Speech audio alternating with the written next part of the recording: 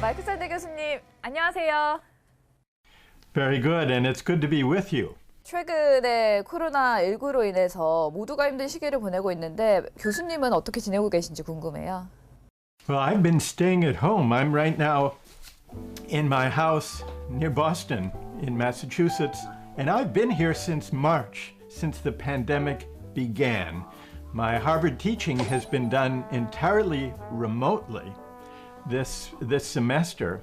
So except for walks outside, I've been in my house the whole time. Hi, Professor Sander. I'm not really sure you remember me. We did a talk in May through the Ministry of Foreign Affairs. I do. Okay, great. How have you been? Good. It's good to see you again. Yeah, it's good to see you again too. I read your recent publication, the book Tyranny of Meritocracy. So it reminds me of the tyranny of the majority. Did you get the title out of that, or?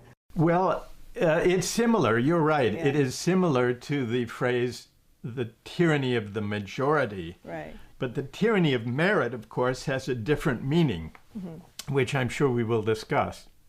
저도 교수님 책을 굉장히 흥미롭게 읽었는데 사실 요즘 한국 사회에서는 그 2030 세대들이 말씀하신 것처럼 공정하지 못한 사회에 대해서 굉장히 불만을 갖고 분노하고 있는 것 같아요. 이제 교수님이 가르치는 미국의 2030 세대, 그 하버드 학생들의 의견은 어떤지 궁금합니다. I think there is a similar kind of anxiety among young people in the U.S. to what you've described in South Korea. For those who were born a couple of generations ago, people who were born in the 1940s could assume that they would rise, that they would do better than their parents. And in fact, 90% of those born in the 1940s did better than their parents. Of those born in the 1980s, only half did better than their parents. So the idea of upward mobility through effort and hard work, social mobility has stalled. And I think young people especially are worried and anxious and frustrated about this. And I think this has contributed to an intensification of competition among young people. 최근에 분석을 보니까 이제는 상위 1% 내지는 이제 부잣집 아이들이 좋은 대학을 가고 또 좋은 직업을 구하는 이런 상황이 너무 심각해졌다라고 이제 지적을 하셨더군요.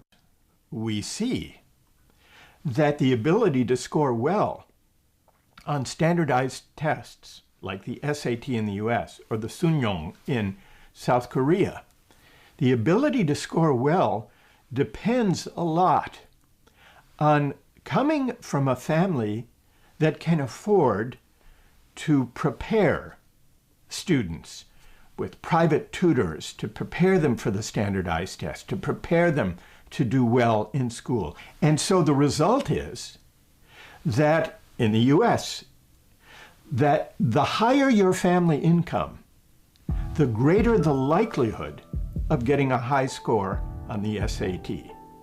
So what began as a test for equal opportunity actually reproduces the advantages of an unequal society. 그게 한국에서도 이제 그런 경향성이 굉장히 뚜렷해지고 있는데 그래서 어떤 해결책이 있을까요? I make a provocative proposal. I don't know whether or not you will agree with this, but tell me what you think. That, well, take the example of Harvard. Harvard gets over 40,000 applicants for only about 2,000 places. Most of those 40,000 are well qualified to do the work and to succeed at Harvard.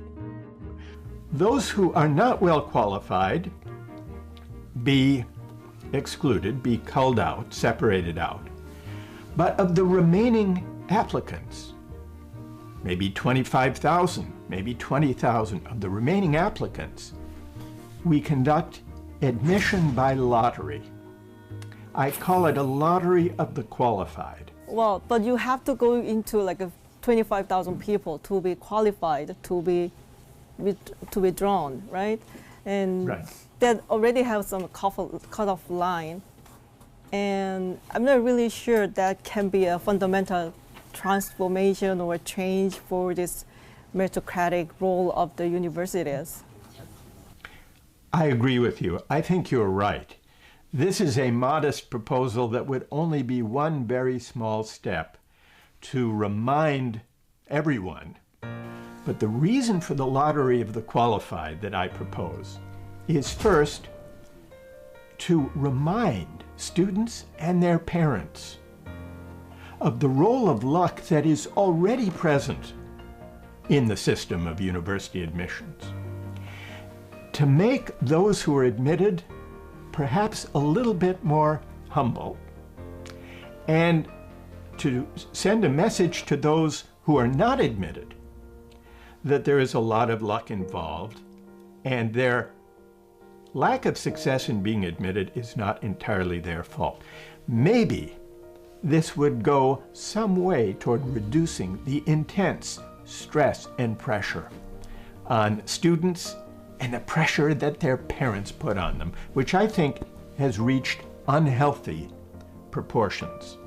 저도 그렇고 요즘 친구들 같은 경우는 그 수능이라는 그 점수 체계나 대학의 레벨 같은 게 너무나 당연하다고 생각하잖아요. 네. 저 자체도 이게 공정한 거야라고 생각했던 때가 있는 것 같아요. 그게 어쩌면 나의 착각일 수도 있겠다. 근데 뭐 우리 사회 서열주의나 학벌주의라는 게 뭐 어제 오늘의 얘기는 아닌데 제가 볼 때는 저희 때보다도 훨씬 더 심해지고 있는 게 뭐냐면 도시와 지방이에요. 서울과 지방이죠. 네. 저는 그거를 기술이 깰 수 있을 거라고 봐요. 네. 왜냐하면은 지금 사실은 가장 심각하게 이런 엘리트 의식이나 학벌이 중요한 이유는 4년 동안 같은 캠퍼스 안에서 생활한다라는 그 기억인 것 같거든요.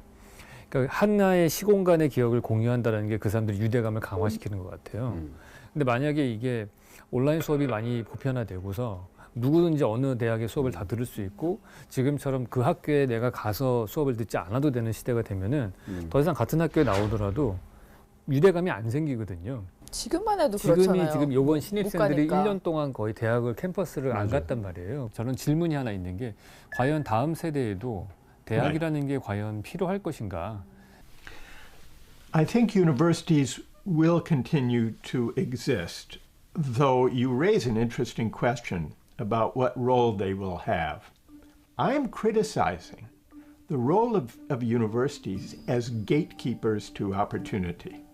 When universities become gatekeepers, their function as gatekeepers, as providing credentials for certain jobs and social status, most people in our societies do not have a 4-year university degree. In the US, nearly 2/3 do not. Now, South Korea has a higher proportion of people with college degrees than most any other country. So I think we do have to take more fundamental steps